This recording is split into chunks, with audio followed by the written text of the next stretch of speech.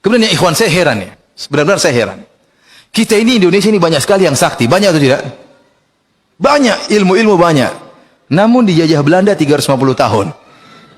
Apa faedahnya kesaktian tersebut? Katanya sakti jagoan, tapi dijajah Belanda 350 tahun nggak bisa apa-apa.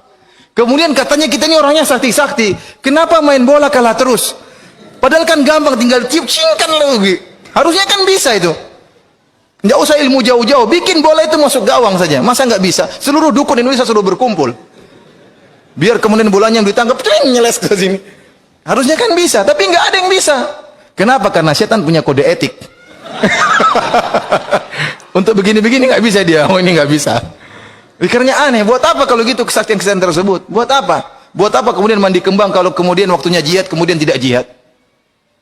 Malah kemudian mungkin menjaga gereja, menjaga apa faedahnya kalau begitu sakti-sakti? Buat apa? Oleh karena para hadirin rahmati Allah Subhanahu wa taala, kita katakan bahwasanya itulah yang menjadi perbedaan, bahwasanya karamah yang datang dari Allah Subhanahu wa taala tidak dipelajari dan tidak bisa dibatalkan, datang dengan tiba-tiba sesuai dengan kebutuhan. Dan karamah tersebut terkadang tidak selama-lamanya, tiba-tiba hilang. Tiba-tiba hilang. Sa'ad bin Abi Waqqas yang kemudian menaikkan kudanya di atas air seperti apa? Seperti tanah. Tidak setiap saat dia bisa bikin air seperti tanah. Tiba-tiba Allah bikinkan dia, tahu-tahu kemudian dia bisa berjalan. Karamah dari Allah Subhanahu wa taala. Khalid bin Walid bukan tatkala minum racun tidak meninggal, bukan berarti kalau setiap saat dia minum racun tidak meninggal, tidak. Saat itu saja. Ya, artinya saya katakan karamah Allah berikan berdasarkan apa? Kebutuhan. Dan tidak bisa dipelajari. Dari sini para hadirin rahmatillah Subhanahu wa taala, kalau ada orang mengaku sebagai wali atau dianggap wali oleh orang lain, maka mudah kita tinggal ngecek amalan orang ini sebagaimana wasiat Imam Syafi'i.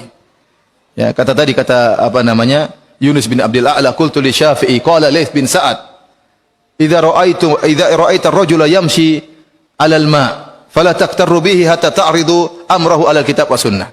Kata Laits bin Sa'ad, kalau seandainya kau melihat ada orang berjalan di atas air, maka jangan langsung kau percaya sama dia sampai kau timbang amalan dia di atas Al-Quran dan Sunnah. Kata Imam Syafi'i, qassara Laits masih kurang.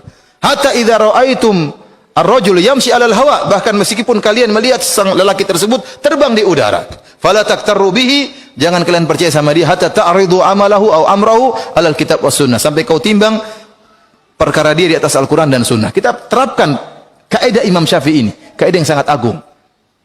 Ada orang dikatakan wali, lihat cek dia. Bagaimana sikap dia dengan hadis-hadis Nabi. Gampangannya antum buka Riyadhus Shalihin.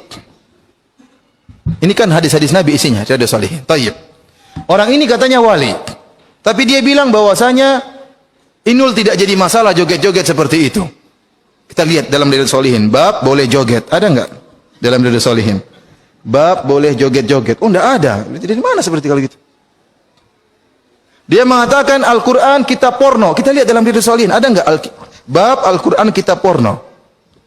Enggak ada. Terus mana yang sesuai dengan sunnah kalau begitu? Mana yang sesuai dengan sunnah? Dia mengatakan, oh semua bab, mengatakan semua agama pluralisme, bapak pluralisme, semua agama benar. Kita bilang dari mana seperti itu? Jadi caranya mudah. Kalau ada orang dikatakan wali, tinggal kumpulkan pernyataan dia, kumpulkan perbuatan dia, kemudian kita timbang dengan Al-Quran dan Sunnah Nabi Shallallahu Alaihi Wasallam. Ambil dari Riyadhus Shalihin, kita cek. Kalau ternyata nggak ada, berarti itu bukan wali Allah Subhanahu Wa Taala. Perkaranya mudah.